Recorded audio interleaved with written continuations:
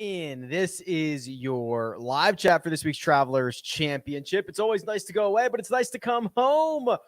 Thank you all for bearing with me. Over the course of the last couple of days, it's been a lot of travel. I'm back home. I'm ready to rock and roll. We are indeed presented by our friends over at Jock Market. Talk more about them in just a few minutes, but this time is yours. Questions, comments, concerns, whatever you want, this time is for you. Let's start with Brent Harris. Brent Harris says, thoughts on Rory plus 450 to miss the cut? He's got to exhale sometime to prep for the Open, or is he just going to roll through this? Hosting the Irish, going to Scotland, St. Andrews run. His schedule is packed. I do kind of agree with the sentiment that his schedule is packed. I was thinking about that a little bit last week. It feels like he's just been teeing it up every week, and he's been teeing it up well. I think there is likely a letdown coming, and he started to spray it left a little bit off the tee at the country club last week. And I do wonder if he starts missing fairways, if this thing goes sideways a little bit earlier. So I'm not going to bet Rory McIlroy to miss the cut at plus 450, but if he were to miss a cut in the next few months, this seems like the most logical spot for it with all the stuff that has been piled on and asked of him, the great play that he's put out there, and the big events leading up to it. If it was any other sport, we would call this kind of a letdown spot. I'm not going to pull the trigger on it, but I agree with you, Brent. It would be pretty amazing if he continued to play this well all the way through. Hey, Rick, won't be able to join live, but we'll definitely watch replay tonight. Thank you in advance. Any interest in Hossler or Smotherman this week? Yeah, so I am I was actually kind of alluding to this on the Monday show. I might have tweeted about this a little bit. I knew Beau was the fourth alternate last week, right? I was talking to his team, and I knew that he was the fourth alternate. We were under the impression he was going to get into this event. It finally took until I think he got in with the Brooks WD for him to actually get in. But yeah, Beau is in. And I like the way Beau's playing. So Beau is kind of sneaky long. I don't think most people realize that. I don't know what his actual driving distance is for the year, 28th. But he's going to be able to club down a little bit here. This is a really good setup for him that kind of asks for a lot of wedges. He can hit his draw around. You can see the short game's been fairly stout. And if you look at his history around the Travelers Championship, he's got 2 top 10s, I believe. Yeah, 10th place finish last year, a runner-up finish in 2018. He's playing well. He touched the lead at the U.S. Open. Maybe that was Friday for a split second before falling to 53rd. He's putting more and more good rounds together. So yeah, definitely in on Beau. Smotherman, we can look at a little bit together here. I'm assuming it's just all the ball striking stuff that's been good. Yeah, this is very on brand for Smotherman, right? So we have seen him be a very good ball striker and a fairly poor short game player already in his young career, and he just kind of racks up these 25th to 45th place finishes. So I expect more of the same. I think Beau's going to be a lot more volatile. I think Beau has a T8 in him, and I think he's got a miscut in him. I think Smotherman kind of lives more in a smaller range. So it kind of depends on what you're looking for there. Hey, Rick, if you had one bet to make under $7,500, who would it be this week and why? Okay, under $7,500. So that starts us out about Cam Davis. That might be the guy. Johnny Vegas, Kevin Kisner, Mac Hughes, just kind of looking through the list here of golfers. I'm assuming we're asking for an actual win. If that's the case, the two that stand out to me are Cam Davis, who's got a couple of top 10, couple of top 7s in his last couple of starts, and he won last year. Kevin Kisner, who has not been very good, but you throw him on a Pete Dye, shorter Pete Dye course that requires accuracy. He's got more winning pedigree than a lot of these other guys in this range. So those are the two that probably stick out to me. Honorable mention to Nick Hardy. I think we're getting a really good run from Nick Hardy here. This cheat sheet doesn't even include, if you go to his golfer profile, it will include his win on the Corn Ferry like 3 weeks ago. So it's been let me just narrow this down here. It's been a pretty good run. Yeah, so here we go. So he went 21st at the Zurich. He won, or actually he might have finished second. Why does it say T1? The data that I get from the Corn Ferry, or from the PGA Tour at the Corn Ferry Tour might be might be a little wonky. He either won that event or lost in a playoff, which is why I think it says T1. I'll get that updated. But either way, played really well, made the cut at both the U.S. Open and the RBC Canadian Open. So Nick Hardy's kind of riding a hot one here. Hey, Rick, can you go through the ownership in each one of the tiers? Sure. So this is the cheat sheet, RickRunGood.com. Everything you've seen so far and will see is from my website. So the top end looks like Patrick Cantlay is going to be quite popular, 23% projected ownership. I reran these just about 2 hours ago, I would say, because of Justin Thomas WDing from this event. And a lot of JT's ownership went to Patrick Cantlay. I think the Xander thing will come in higher. It's kind of hard to always get enough information when you get like a Wednesday withdrawal from one of the stars. So we're doing our best here in terms of these projected ownership. So I think Cantlay is probably the most popular in the 10K range, with Scotty Scheffler, Sam Burns probably lagging behind a little bit. I think you could get a buy low opportunity on Tommy Fleetwood and Tony Finau in the 9s, with Neiman and Seamus Power being rather popular. The 8s, Mark Leishman is popping up like crazy, which is a little bit surprising to me because this is a golf course that requires you to play out of the fairway, but he's got a bunch of good results, so it's not incredibly crazy to think. And then Webb Simpson, who, we're all kind of waiting to snap out of this, and maybe he never will, right? Maybe this is the natural progression of a golfer, and Webb Simpson's in it. But at $8,500, outside of the miscut at the U.S. Open, he had a 27th at the Colonial, a 20th at the PGA Championship. This should be one of the better spots on tour for him. I have him at like 5%. And then the 7K range, Brendan Steele eating up a lot of ownership. Joel Damon, Maverick McNeely, decently popular. Neesmith down at the bottom of the 7s. The 6K range, let's throw those guys back in there. 6K range would have, let's see, Svensson, 10%. He's probably the most popular. A little bit on Charlie Hoffman. That's the way it seems to be shaping up. I've been parlaying top 10s 3 and 4 legs with pretty good success. How would you set your model to look for someone popping enough for T40? A plus number bet starts around Leishman, McCarthy, and so on. Interesting. I might be able to get you somewhat close here. Hold on. Let me just check something real quick. Man, how would I? So the tournament predictor shows top 5, top 10, top 20. Maybe I could extend that out to top 40 because it literally just runs the Sims and it has every position in there. Oh, boy. I would say I don't know the answer to that. Instant Classic. Let me get back to you. Let me chew on a better way to find top 40s. You could look at, what originally came to mind is I have this tool on the golfer profile page where it shows you the percentage of strokes gained per round. So for example, who do I have up here? Nick Hardy, gains 1 or more stroke per round in 45% of his rounds. And I was thinking if you start looking at that as like that would probably be a pretty good baseline. 1 or 2 would get you to 4 to 8 strokes gained for the tournament, which would probably get you certainly comfortably into that top 40, maybe even less than that. If I had a tool that showed you everybody in the field at once, that would be more interesting. So let me chew on that and see what I can find. I'm 21 strokes behind the leader coming into this week. Which 21 strokes? What do you guys play with?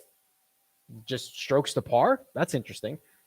Which one and done player would you pick between Davis Riley, Justin Thomas, Aaron Wise, Joaquin Neiman, open anyone else? So JT withdrew, so not that.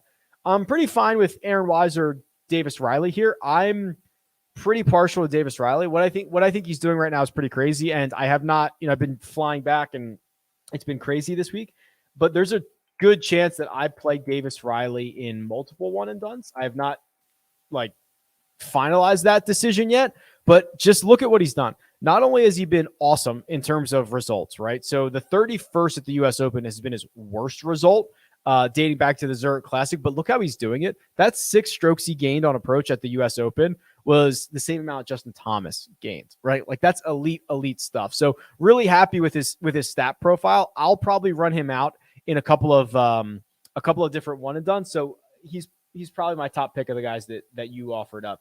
Hey Rick, happy Wednesday. Is this the week I use Scotty for one and done, or do I roll with Davis Riley? Probably a chalky pick. Yeah, I think Riley is going to be fairly popular. Let me see how many people have generally already used or are planning on using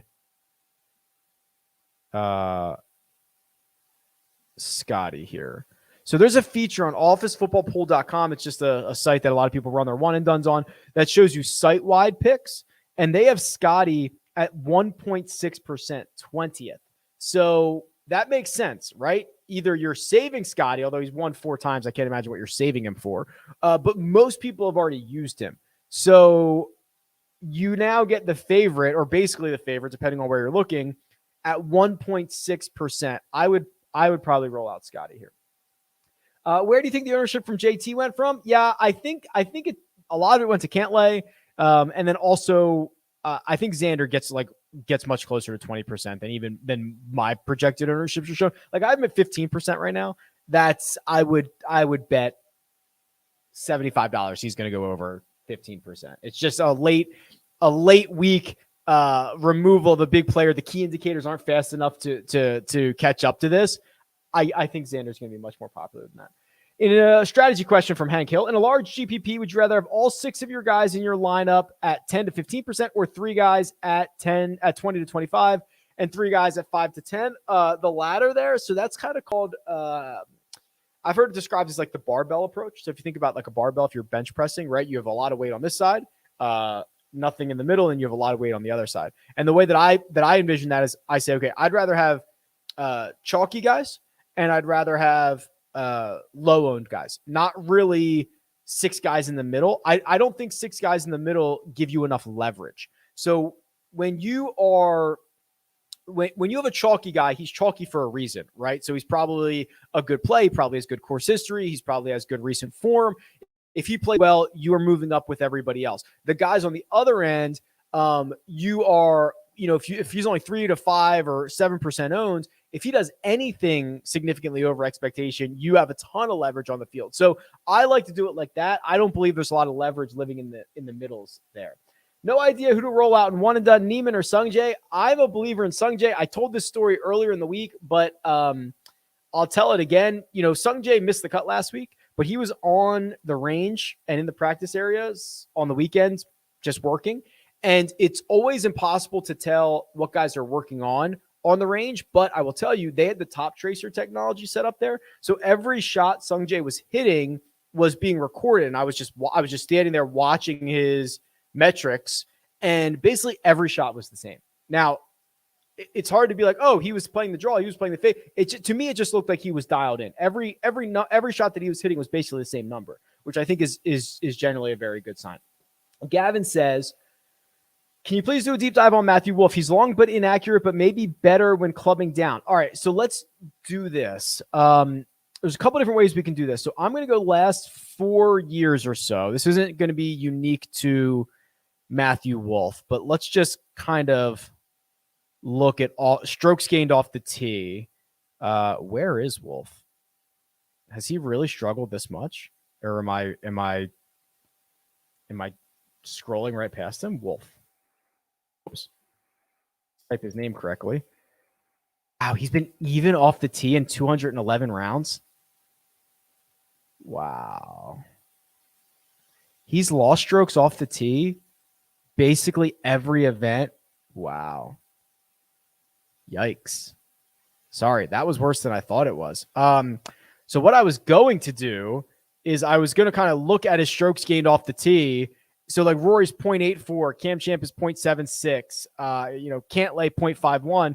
And then I was going to go to like shorter courses. I was just going to plug in 7,100 yards or shorter and see who shows up and better in strokes gained off the tee. So for example, Cam Champ's number actually gets better.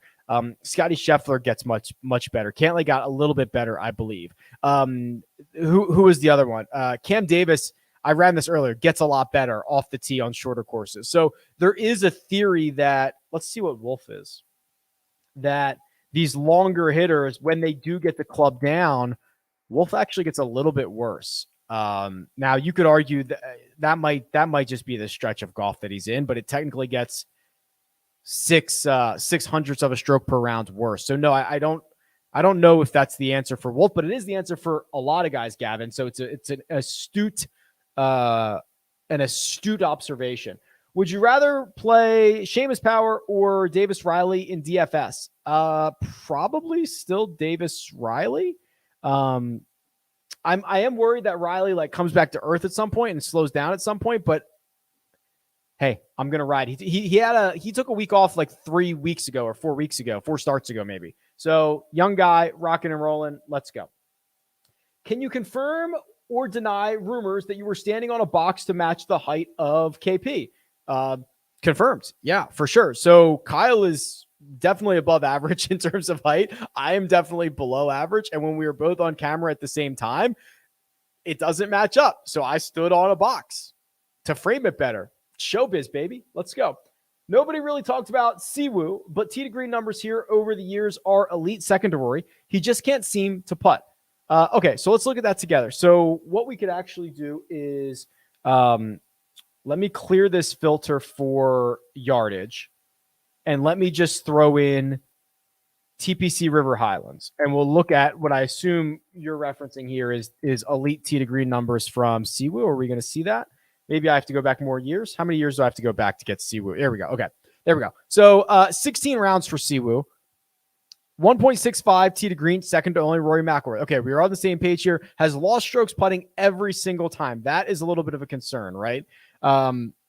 Because you could argue that's a pretty big sample size, right? Losing nearly a stroke per round in 16 rounds, all at the same golf course. Is there something that doesn't jive for Siwoo Kim at this golf course? Because in general, so that's 0.86 in the negative over the same time frame. What is he in general? He is 0.14. So you're talking about like 3/4 of a stroke per round worse as a putter. Now he's not like a great putter, but that's a little bit concerning. So I think you're just asking for a prayer that he putts well, which I don't know how all realistic that is. Quickly, let me talk about Jock Market. Jock Market is stock market DFS. Not only are they killing it, but I met the guys for the first time in person. I've obviously talked to them a lot, but they're out of Boston. So I was able to meet up with them at the US Open. They've got a ton of awesome stuff coming. We talked about, hey, maybe some things they can roll out. But the way it works right now is you can buy, sell, and short and trade shares of athletes, specifically golfers and other sports as well. And there's guaranteed payouts. So whatever price you buy an athlete at, depending on their performance, there's a guaranteed payout. So if we look at the US Open from last week, Matt Fitzpatrick was $7.05 in the IPO, paid out $25 a share. So you made $18 a share on Matt Fitzpatrick. Somebody like Keegan Bradley, $5.60 a share last week, went to $13 a share. So you made $7.40 on Keegan Bradley. So it's a really cool format. And I know there are many very, very cool things coming. So you can do a couple of things. You can use the code Rick. There's a link in the description. It'll get you up to $100 deposit bonus. And then tonight, Joe Idoni and myself are doing a power hour. It's a live show, 8:15 p.m. Eastern time. We take you through the final 45 minutes of the bidding phase, the IPO, so you can get your bids in and you can rock and roll from there. Is it true that LIV Golf has contacted you about the Team Bryson, Team Brooks shirts and offered a lucrative cash buyout for the licensing? Unfortunately, false. If they would like to slide into my DMs, the price will be high, and I'm sure they can afford it. Good afternoon, Rick. Can you do a deep dive on Ches, Reevy, and John? Names I never used, but I'm actually interested in. Yeah, so I think Reevy, you're going to find a situation where Reevy, like these are the spots for him, right? Like these accuracy over distance courses. And he's kind of cleaned it up a little bit, right? Look at this pretty sour stretch. So going back a little bit further into last summer, Reevy was always, very good on approach, serviceable off the tee, and the short game was kind of hit or miss. Then he lost a lot of the ball striking stuff. I mean, he had a stretch from Phoenix to RBC Heritage where he did not gain once in the ball striking categories. Now he's starting to clean that up a little bit. Starting to find good version of Reevy again. You've gotten basically 3 top 25s in his last 4 starts. Let's look at his Travelers stuff. It's pretty good. Yeah. Okay. Yeah. He won this in 19. Outside of that, it's not great, but he's only missed 2 cuts in, 12 starts? Bunch of top 40s, generally ball strikes it well. And then if he putts well, he has a good week. That's really what it comes down to for Reevy. John,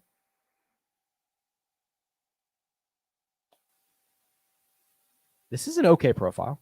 At least the last 2 weeks are okay. So Charles Schwab and RBC Canadian Open, he gains 5 and 6 strokes in the ball striking categories, gains around the greens in both of them. He's lost putting in 4 straight. He's probably a pretty bad putter in general, right? Yeah, 130th on tour this year, but very accurate off the tee.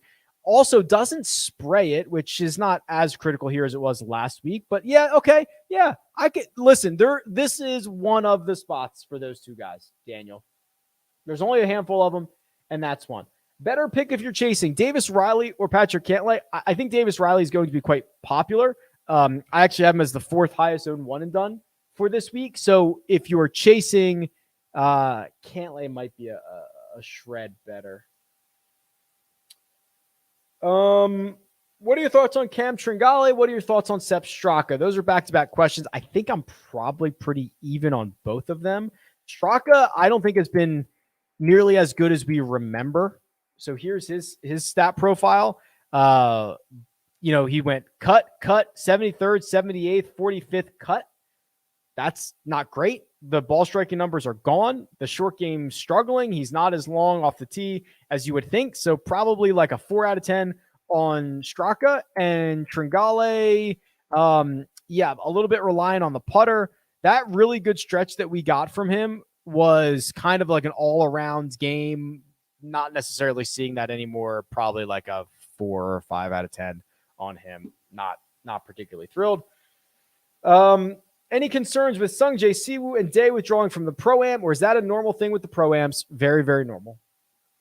Rick, you are number 1 in the run and done. Can you believe that? And I have catapulted to number 4. Thoughts on how to play this week? Mina, please distract Rick tonight and encourage him to pick Luke Donald or Sung Kang. Yeah, so how about that? I'm very proud of this comeback that I've made. So I am now, here we go. I'll show this for you, Denver Timmy. We'll give you a shout out here. Number 1. I started out. If I click my name, does it show my picks for the week? Look at my start. 1, 2, 3, 4, 5 zeros out of the gate I took. Then I found a win from Scotty Scheffler. Got a playoff loss with Patrick Cantlay, a PGA championship win with JT, and a win at the U.S. Open from Matt Fitzpatrick. And wouldn't you know it, I'm now back in the game. I think I've peaked too early. I'm not sure how much how much ammo I have left here. I think I've kind of burned through everybody. So the way that I'm kind of looking at this, and I think there's a lot of options. If for whatever reason you haven't used Scotty Scheffler yet, which I think is kind of, I don't want to say crazy, but like this would probably be a pretty good time to use Scotty.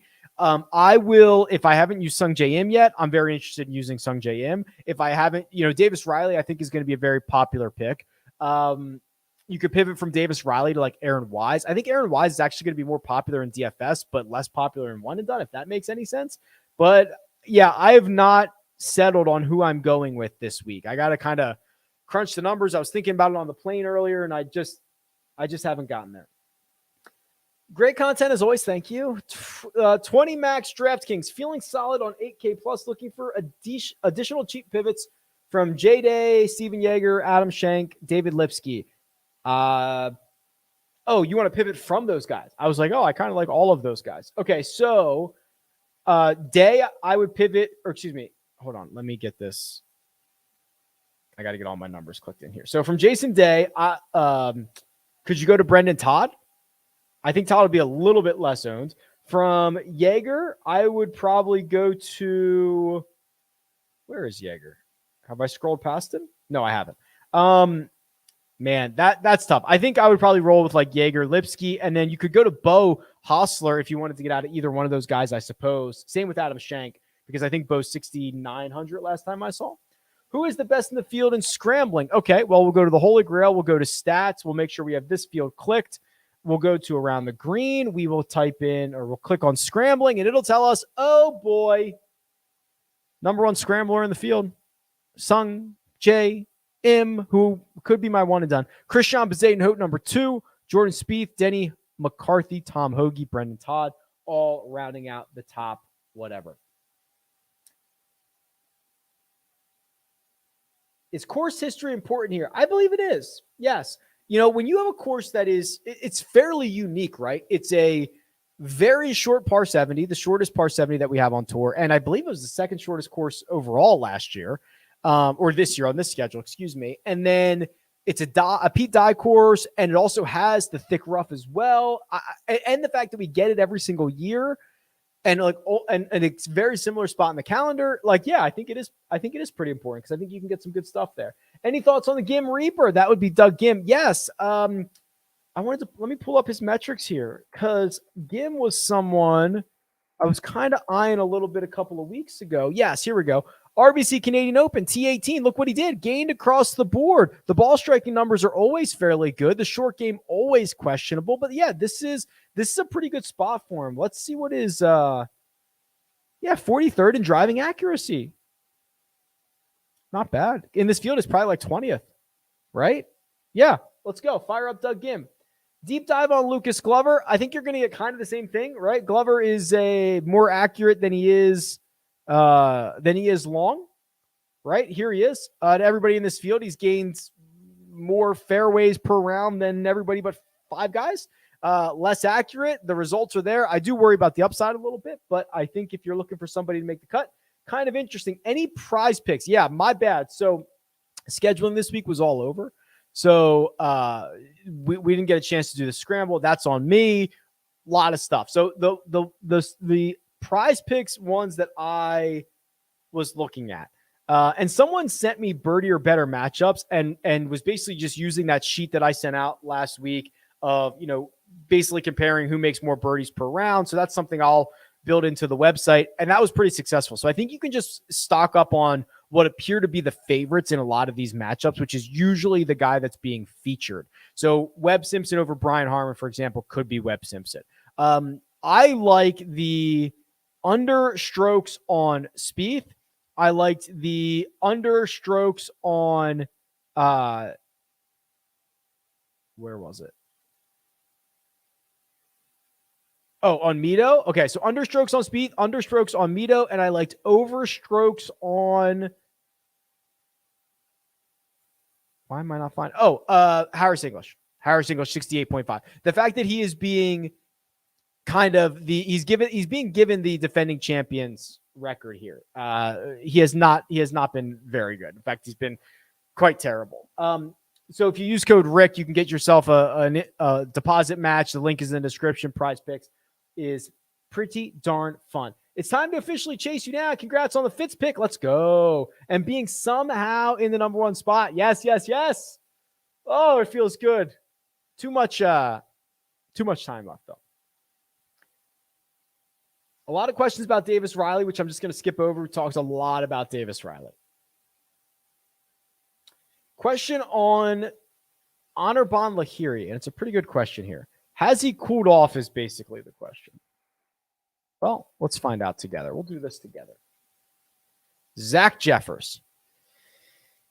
No, not really, right? I mean, the off the tee numbers have generally stayed, right? Anywhere between a 0 and a 3. Great. The ball striking has generally been pretty good. You're not if he was going to gain 4 strokes on approach every single week, he wouldn't be Anirban Lahiri, right? He's going to lose some weeks, but he looks like he's still gaining much more than he is losing, which is great. Around the green, sublime. The putter is just kind of capable of losing 5 strokes. No, I'd actually argue this is a pretty darn good profile. Really, really good profile. He missed the cut at the PGA, losing 5.2 strokes putting. And then he missed the cut at the Memorial, not in a bet. I mean, he lost 2 strokes on approach and 1 with the putter. He probably missed the cut on the number, right? No, this is a pretty good. It's a pretty good stat profile. Stars and Scrubs with Lipsky. Who says no? Not me. Is this the turning point that limits? Is this the turning point that limits Saudi golf? What are you referring to? What turning point? That limits Saudi golf? You mean like the PGA Tour's response? I'll tell you what. I was just trying to catch up on this a little bit earlier. So I was describing this to Armina on the flight, and she had 0 interest in this, but I was just talking and she was listening. She's being very sweet. And I was like, this is like turning the PGA Tour and reform is like turning a battleship, right? It is going to be slow. They're not going to turn into what I want them to turn into, F1 overnight. It's not going to happen. I actually thought what they did with the international events, the ramping up the prize purses, removing some of the guaranteed cards, I think it's down to 70 or 75 now. That's about as good as you can do and as quickly as you can do it with the way the rest of the tour is set up and the obligations that you have to sponsors and events. I mean, these events are years and years in the making to put on. So I think that's a pretty good response. I would do a lot more, but for like immediate short-term stuff, it's not the worst thing I've ever heard. I want to eventually get to the point where we've got 72 golfers and 12 teams of 6, and we've got, 28 events a year or 24 events in the 4 majors. And like, I've got like an F1 style vision for this, but for what they announced today, it's not bad. Is there any case to talk me out of a Spieth Travelers, Spieth St. Andrews doubled? No, it's going to be a great spot for him. And Travelers obviously is as well. I saw after Thursday's round where he was very, very ill and looked horrible out there. I think he gained across the board in his 3 rounds after that. I'm not going to read much into his U.S. Open week. A lot of guys were sick. I think they got food. I don't want to say they got food poisoning, but they were all in the same spot like Tuesday and Wednesday night, and they were all not feeling good on Thursday. JT was another one. There were a couple other guys who were not feeling good Thursday morning. Hey, Rick from sunny Scotland. Random one, but do you know if Cam Young is qualified for the Open? Well,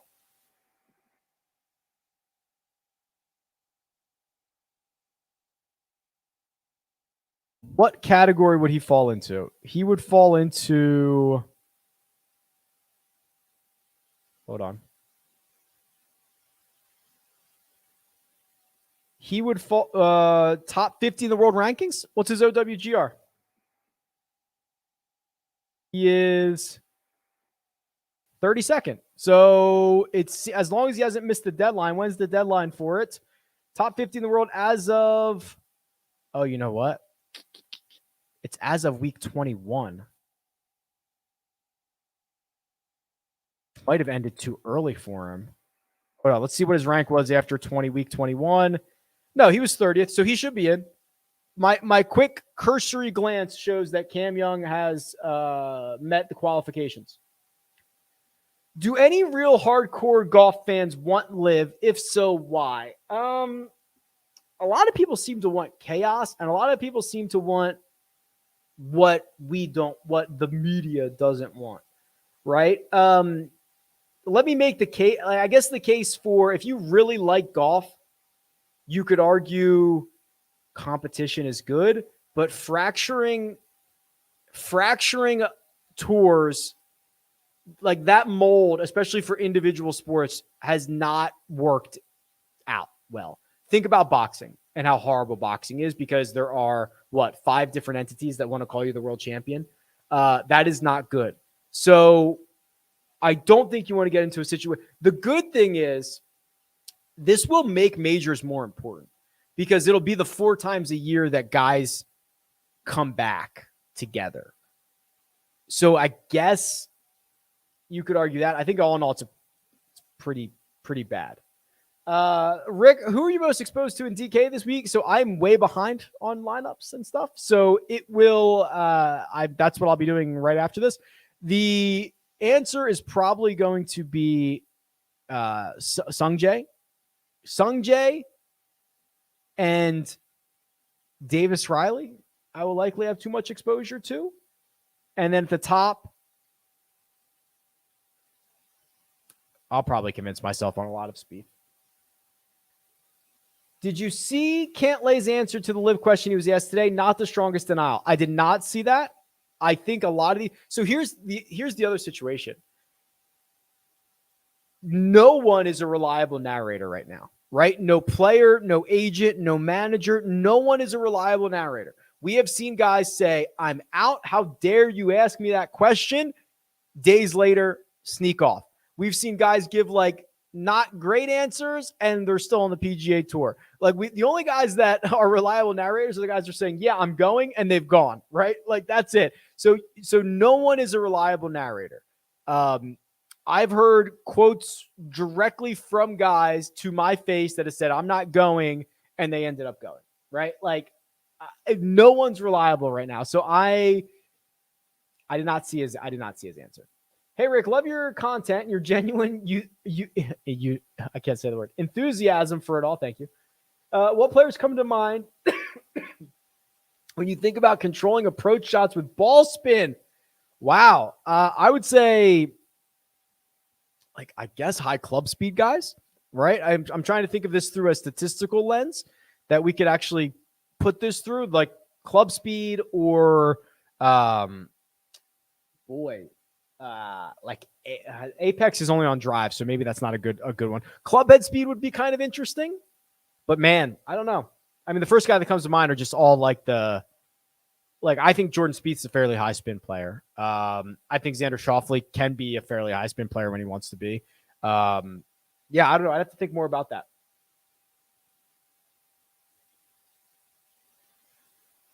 What are your thoughts on Higgo? Yeah, I'm pretty sure Higgo has been in the midst of one here, right? Like, let's look at this together. Whoops, that is not how you spell his name. I'm pretty sure he's in a blender. Well, actually, that's not too bad. So T18 at the Memorial. That's the last time we saw him. Finished T18. By far his best individual result since his win, probably. Yeah, since his win a year ago, the week before last year's U.S. Open. So, and he has a fourth place finish at the Zurich, but that's a team event. So what we have to decide is this 6.7 strokes he gained on approach the outlier, or is it representative of things to come? Considering that is his best approach week of his career, not a ton of starts, but his best approach week of his career, I'm going to say it's probably an outlier. But here's what we can do. If he gains anything, even if he gained 2 strokes on approach this week, we might be able to say, okay, he's building on to something. He's building to something. So I'm not ready. Let's wait one more week, and see what we've got. I have 50% of Straka in 10 lineups. Am I asking for trouble? I believe you are, but that is your money, and I am not going to spend it for you. What is your favorite top 10 bet this week? It would probably be further down the board, and it would probably be... Boy, I'd be pretty tempted, like Cam Davis or Beau Hossler. Can you do a quick check on Kelly Kraft, including his Travelers record? Okay. So here's Kelly Kraft coming off a T13 at the Canadian Open, T15 in Mexico a couple starts ago. A lot of bad finishes before that. Although his recent stuff, like his last 4 is not bad. Travelers, cut, 47th cut. So that's not great. Yeah, this is like the perfect guy to finish like T17. Like with his upside and just kind of you'll never see a shot of him all week, but he might finish T17 here. Let me take a drink of water real quick.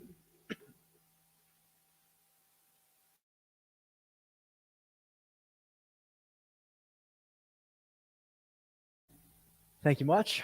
Armina muted my mic there while I was doing that because she hates the sound of like me chugging water. Okay. Let me find my spot. Frank says, hey, Rick, can't wait for the Jock Market Power Hour. Regardless of salary, better finish this week. Ooh, so the question is between Tringale or Mitchell. Probably Mitchell. Riku, hey, buddy. I'm back on Goddard up this week. He's a phenomenal golfer. He is. What were his stats like last week? Also, Boston looked awesome. Glad to have you back. Yeah, Boston, listen, it was pretty cool, right? Like, obviously, Brookline was great, and the country club was awesome, but like walking around, but we did a ton of walking around Boston, and it was pretty good. I enjoyed it. Where was I going with this? Got her up. Let me see where I can find him here. Let's go to the power rankings. I don't think I've shown the power rankings yet. So Tina Green gaining 2 strokes, bad putter. It's a good stat profile, Riku. And we know that he's obviously has the pedigree with the Haskins Award. Spieth and Riley or Cantlay and Wise? Boy, Spieth and Riley. Like any low to mid K, 6K guys, Hoffman, Duncan. Yeah, so you named them here. These are all good. Hossler, Smotherman, John Huh, Adam Svensson. I'm waiting for Patrick Flavin, right? Like, Patrick Flavin has Monday qualified how many times this year? 5, 6. And he hasn't necessarily turned it into a lot of anything good. Gets kind of loses a bunch of strokes at the RBC Canadian Open. Misses the cut at the Byron Nelson and in Mexico, made the cut in Bermuda and Puerto Rico and Punta Cana. But like, this is like a mixed bag. And I'm not sure he has status anywhere at the moment. Because you can see he's only played the 2 Korn Ferry Tour events between. So he's doing a lot of Monday qualifying. But I'll tell you, man, Monday qualifying is so hard and you have to be so sharp. So I'm just waiting for him to finish like T32. And he's $6,000. He's the min price. So I'd be lying if I said, like, I'm not going to have a little bit of exposure to Patrick Flavin. I just love those Monday qualifier guys. And he's been doing it a ton. Hope you enjoyed your day off. Did you do anything fun? Well, we went to Fenway Monday night. Went to the Red Sox game Monday night. We walked all over Cambridge and Boston and all these places. Armina's going to kill me for not remembering. We were like at MIT and like all these other great towns or whatever, neighborhoods. It was fun. We walked all over the place. Trey Mullinax has made an appearance in the chat. That's how you know things are going great. Yeah, we saw some statues, public garden, all that fun stuff. All right, here's Trey Mullinax. Boy, it's this is what I consider to be whack-a-mole, right? Where every week it's something different. Some weeks he's losing off the tee, some it's on approach, some it's around the green, some's with the putter. You never know what you're going to get. I will say he's made 3 of his last 5. And I think there are probably guys who are similarly priced that have worse looking stat profiles than this, but it's hard to get excited outside of just a straight dart throw. I'm like a 4 out of 10 on Trey Mullinax, which is not very exciting. Are you feeling a Beau Hossler win this week? Yes. I love Mito Pereira, but not a fan this week. Why? Why would you not be a fan of Mito this week? Has he not entertained? Has he not done enough to earn your trust? To earn your dollars? Look at this guy. To bounce back after a tragic might not be the word, loss at the PGA Championship to go T7, T13. Then he missed the cut at the U.S. Open where he gained strokes on approach. I'm okay to forgive him for that. He gained strokes and missed the cut. That's hard to do. You can only do it at majors for the most part, right? Because they have like the T60 cut line. So gained strokes at the U.S. Open but missed the cut. Kind of unfair.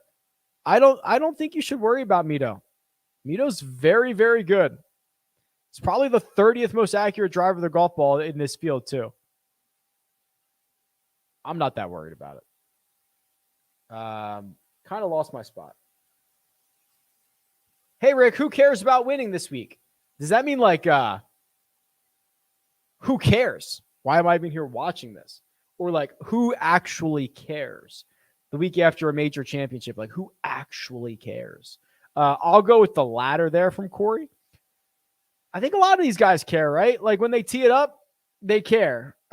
Scotty seems to always care. Jordan Spieth seems to always care. Any of these guys that like Keegan probably cares too much. Seamus Power cares. A lot of these guys care. I think they care. Whoops. What a U.S. Open. In your opinion, how well will Brookline form correlate to this course? Well, the only thing that I think will be similar is that all things considered, it's on the shorter side, right? Now, this is 400 yards shorter than Brookline, than the Country Club was, but for USGA, that was a very short course. and you will really, really, really want to play out of the fairway. That is basically the only two things. So driving accuracy is what I would say here. Talked about ownership. Talked about Nick Hardy. Talked about where JT's ownership goes. Talked about that. Can we talk about how each TJ? Can we talk about how we each missed 6 cuts in the one and done to start the season, but now you're in first and I'm in 500? Well, TJ, when you find JT for 2.7 mil and you find Matt Fitzpatrick for 3.1, and you find somebody else somewhere, I'm so thrilled with this comeback. I cannot even describe it. You could probably tell. I'm just worried I cannot hold on. Like, how sick would it be if I can win this thing? I would be just chef's kiss excited if I could pull this off. Short Kings, Rick. Short Kings. I feel you, Eli. Let's go. Never stop me. Not going to stop me now. 7K, Knox or Beau? Go with Beau. Go with Beau. Go with Beau. Okay, I am not a good... Okay, let's look up Mark Leishman's history at Travelers, because this is probably what is driving a lot of this stuff here. So the question is in regards to a matchup of Davis Riley over... Davis Riley over Mark Leishman. I'm not a good guesser on Mark Leishman. I just can never get the guy right. And on paper, this should not be a particularly good spot for him, but look at what he's done. He won here in 2012. He's got 1, 2, 3, 4 top 12s, a couple more top 20s that you mix in there. Generally plays pretty well here. That's what's driving a lot of like his matchup stuff, and I think his ownership to an extent. I think if you played Davis Riley versus Mark Leishman for 1,000 holes, Davis Riley would probably wipe the floor with him. I think that's fair, but I'm a little bit more nervous around here. Let's see what is... God, he's just so inaccurate off the... He sprays it, right? Yeah, 135th still. I don't get it. I don't get how he plays well on courses that require you to be in the fairway.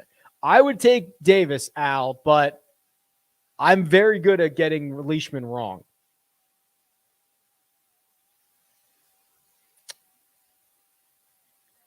Any concerns over LIV courses in U.S. getting backlash for hosting? Nope. I mean, backlash from who? Right? They weren't going to host PGA Tour events. Why they accepted these roles. So they're not going to like lose any business over it. And also, I will tell you, from my experience out there at the U.S. Open, most people don't know or care what's going on with LIV. Most don't even know what's happening. So no, I do not believe they are going to get any backlash. Thoughts on Morikawa cereal technique? He puts his milk in first. I don't put milk in at all. So I don't know.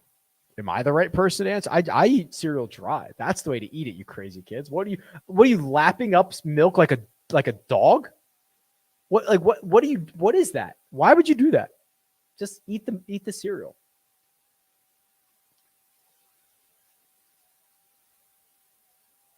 Is there a target of total ownership?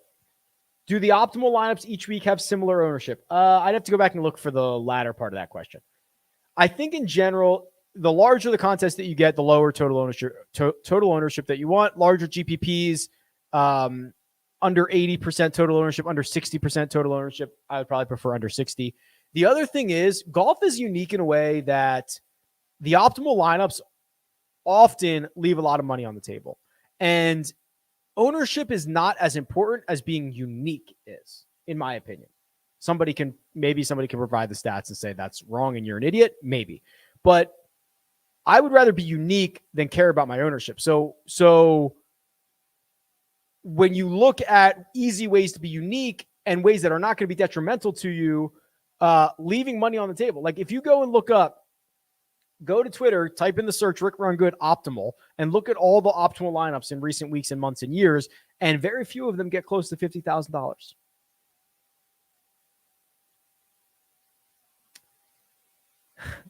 Rick, what about running the podcast live and outside surprised you the most, and what would you do different? Great to see you all together. Yeah, so it was amazing to be all together. And it's so much better when you can just kind of have a conversation, talk over one another, interrupt one another. I can take visual cues from someone. I can do whatever. It's amazing. What surprised me the most, well, first of all, the one we did Friday night was it Friday or Saturday night? Was freezing. It was so cold out. Maybe it was Friday night. And we were just like, we should not be doing this outside. And we powered through it. Yeah, I don't know if any negatives came out of it. We want to do more of that, right? So here's if you want to see more of that, our goal would be to get to like 6 events a year, like the majors, Riviera, Memorial, Players, something like that. Like do that like 6 times a year would be our goal. Like tweet at CBS Sports HQ, tweet at me, I'll retweet it. Like if you want to see that, because like we just got to get CBS to sign off on it to send us to these events 6 times a year because it would be amazing. Can you revisit Cam Champ? You mentioned him the other day, but I haven't heard a peep from others in the industry. Yeah, so let's do a little Cam Champ action here. Now, if you remember, and if I'm remembering this correctly, he was one of the beneficiaries of clubbing down, right? Which makes sense. So when I went and looked up strokes gained off the tee, he actually gets better on shorter golf courses. So the rest of this stat profile, I'll tell you what, that's not bad. It's not bad. He's not gaining nearly as much off the tee, but the approach play starting to come back a little bit. So in turn, the ball striking is turning around. Very sour around the greens, but in 3 of his last 5, he's been basically neutral. You're basically just asking him to be a 0 putter or maybe a little bit better. This is not bad. This is not a bad flyer. A guy with legitimate high winning upside who gets better on short golf courses, who is playing better now relative than he was maybe a couple months ago. All in all, Zach, that's actually pretty good. Betting card for the week. I have not finalized this yet. Again, I'm way behind on all this stuff because I was traveling and flew back this morning. So I am going to go do all my picks and all that stuff here shortly. But as I kind of look through the card, what I will probably end up with is something like Sungjae at 25-1. I might bet Davis Riley's down to 32, but I think at this point I have to bet it. If I went Sungjae at 25, Riley at 32, Harmon at 47, and then I went pretty far down the board to like Brendan Todd at 80, and then Hossler at what can I get Hossler at? Oh, he might be at the bottom because he got added late to this. At 150, like that would be a pretty decent card for me. I've not finalized that, but that's kind of what I think. Thoughts on Cam Davis? Is Kelly Kraft a solid value play? Yeah, not bad. I'm like a 5 out of 10, I think, or whatever number I said. I've answered a lot of these, so that's good because it's what time is it? Well, 2:52 here, so 5:52.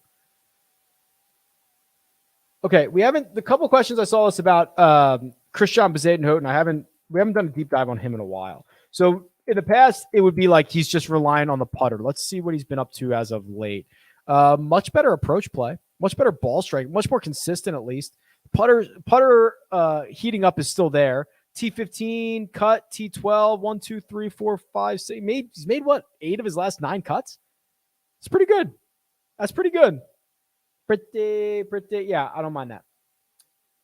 Since this is a tough around the green course, any concern for Keegan's around the green? Yeah, so I kind of like was out on Keegan earlier in the week, and I might be warming up a little bit, but I just think in general, when a guy gets like a $2,000 price increase and he's going to be fairly popular and he has a deficiency in the short game, like it's kind of a recipe for disaster. I hope he proves me wrong. I like Keegan. He's always been very nice to me. Like I think statistically you're kind of stepping into a trap with Keegan this week. And I hope he proves me wrong, and he might, but like that thing's going to snap on you here at some point is kind of what it looks like to me.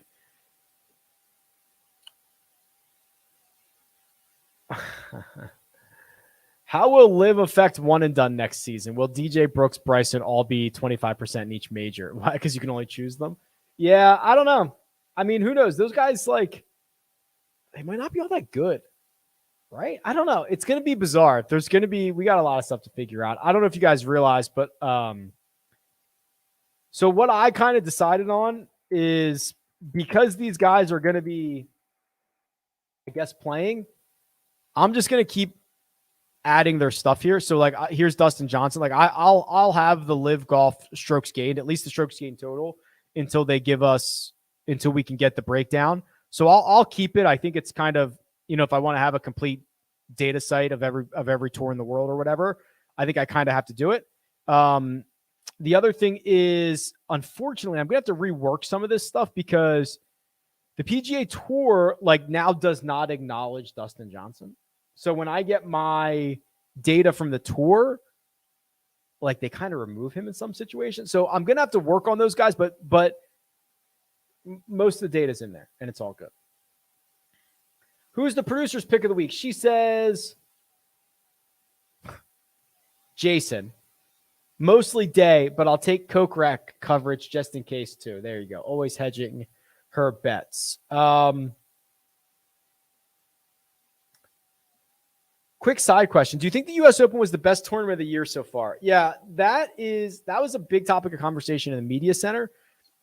Being there, I think you have to say yes, but let's put it into perspective otherwise. I think the fact that it was a major, it's already going to be in the top 3 or 4, right? No matter what. And the fact that you got an unbelievable leaderboard, which even deep into Saturday and Sunday was Rory and Fitzpatrick and Scheffler and Zalatoris and I'm missing somebody big. Hideki was Morikawa, Hideki were in it. It was just a great leaderboard. And then you get it with the timing where those guys came back from London and played the next week. It felt like a monumental event. You should have. The Netflix guys were buzzing, dude. The Netflix guys were buzzing. They were loving it. Good to see you, Rick. Important question. What's your favorite piece of merch you got? Yeah. So the merch center was insane. It was 40,000 square feet and there was 1 million people inside of it. So I got a bunch of hats that I'm sure you'll see over the course of the next whatever. In the media center, they gave us those posters by Lee. I think his name's Lee Wybrand. He does one for every major, I believe, for every U.S. Open. They're these really cool posters. They gave us mouse pads and a mouse. I got a country club pencil I just grabbed from the driving range. I got a shirt or two. The problem was I had to fly back. So I didn't want to get too much. Thoughts on Aaron Rye? Okay.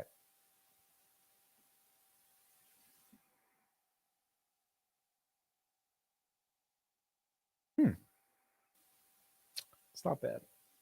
Here's Aaron Rye. Gained 10 strokes in the ball striking categories at the RBC Canadian Open. That's the last time we saw him. Lost 5.7 the week before that, but still finished T26. I'm pretty impressed by that. He missed the cut at the Wells Fargo Championship. His only missed cut dating back to Valero, but he gained strokes that week. Again, hard to do. So you're talking about a pretty solid stretch. 1, 2, 3, 4, 5, 6, 7, 8 weeks in a row, 8 starts in a row, that he's either made the cut or gained strokes. He must have punted this away on the weekend then. He finished 68th at Colonial, but lost 5.5 strokes to the field. I'm assuming he played well for 2 days and then horrible for 2 days, and that's why the metrics look at the way that they do. This is not bad. Has he played the Travelers? I doubt it, right? No, he hasn't. Okay. Yeah, pretty good. Better than I thought.